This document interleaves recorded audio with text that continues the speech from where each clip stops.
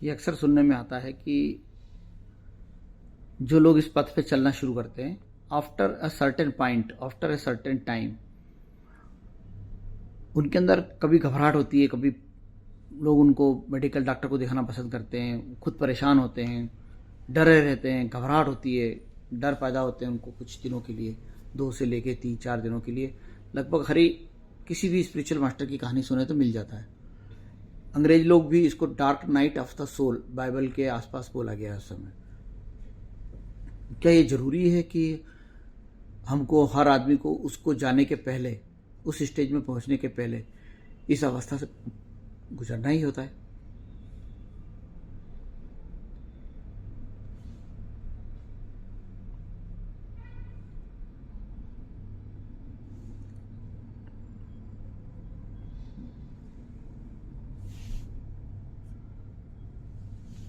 देखिए, ये जो वास्तविकता का जो बोध है वो आपके ऊपर जब ग्रेस होती है, जब कृपा होती है ना, वो कृपा ग्रेस क्या है? वो है कि भाई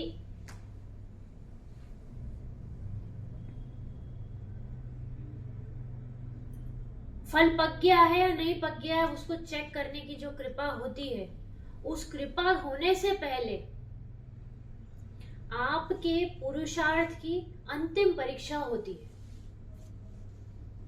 और उस पुरुषार्थ की अंतिम परीक्षा में आपको असीम निर्भयता, असीम निर्भयता जो है वो आपके अंदर होनी पड़ती है, पहला। और दूसरा, आपकी परिपक्वता वो कृपा उससे मापती है कि आप अपने आप से किस हद तक डिटैच हुए हो।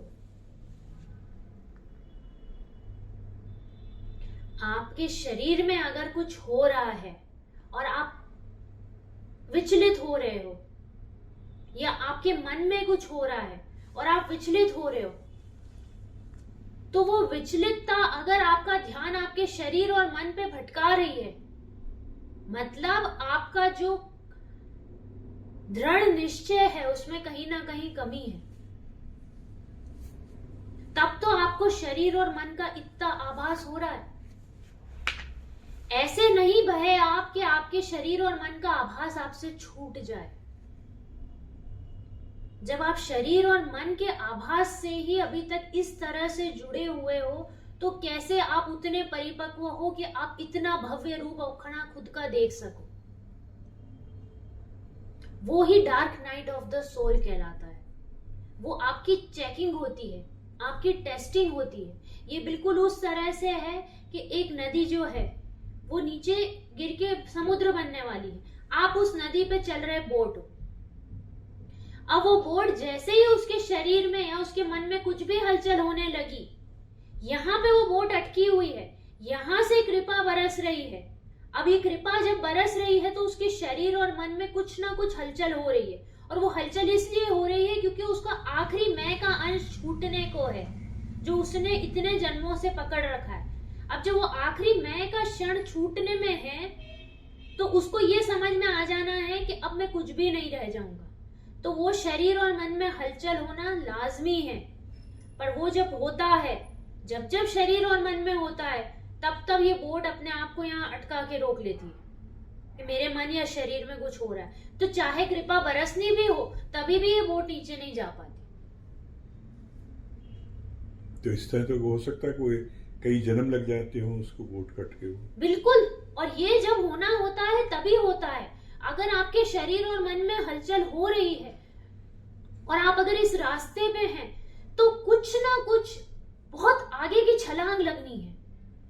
उस शरीर और मन की हलचल पे खुद को इतना ज्यादा आइडेंटिफाई कर लेते हो आप कि आपको ध्यान ही नहीं रहता कि आप कहां जा रहे थे। जहां बहना है वहां बहने से आप खुद को रोक देते हो, और वो जो कृपा बरस रही थी वो फिर बंद होके और अपने आप चली जाती। ये जो पुरुषार्थ है, ये पुरुषार्थ अगर आप दिखाओगे तो ही वो कृपा बरसेगी। और इस पुरुषार्थ को हर किसी को गुजरना पड़ता है, और जब तक वो नहीं गुजरेगा तब तक वो अपना भव्य अति भव्य वास्तविक स्वरूप देख ही नहीं सकता। अभी भी अगर इतना मैं बाकी है कि मेरे शरीर में और मेरे मन में क्या हो रहा है, मैं ठीक नहीं हूं, तो मतलब कौन सा रास्ते पे चले अपन? तो कौन से रास्ते पे चले कि शरीर और मन की हलचल से तुम पार नहीं पाए? तो कौन सा तुम समझ रहे हो कि हमारी बोट गिरने को है? ना, कभी ना गिरेगी। वो शरीर और मन से जो जुड़ाव है, वो शरीर और मन पे ध्यान जाना ही नहीं चाहिए। वो ध्यान इतनी एकाग्रता से उस ध्यान से उस भाव में बहना चाहिए कि शरीर और मन साइड में रह जाए, तब वो कृपा बरसती। और जो उस परीक्षा में फलित होता है वो नीचे समुद्र का हिस्सा होता है और वो जान जाता है कि कुछ भी नहीं हूं, मैं सब कुछ हूं। इसीलिए बोला गया है, किसी ने जो बोला है, जिन्होंने भी, कि एक रिवर जो है वो ट्रेम्बल करता है, भयभीत होके कांपता है, क्योंकि वो पीछे पलट के जब देखता है तो वो देखता है कि मैंने इतना लंबा रास्ता तय किया, इतने मोड़ों से मैं गुजरा हूं अपने जीवन में, और अब मैं जहां मिलने जा रहा हूं मैं कुछ भी नहीं रह जाऊंगा। वो रिवर हम हैं और वो पुरुषार्थ हमें समुद्र बनाता है। हमें चक्कर वक्कर है, ये तो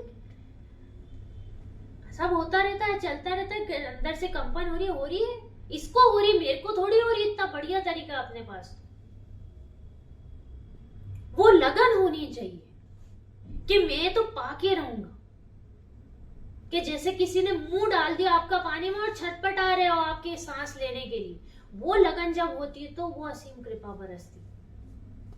और ये dark night of the soul से हर कोई गुजरेगा और गुजरना भी चाहिए।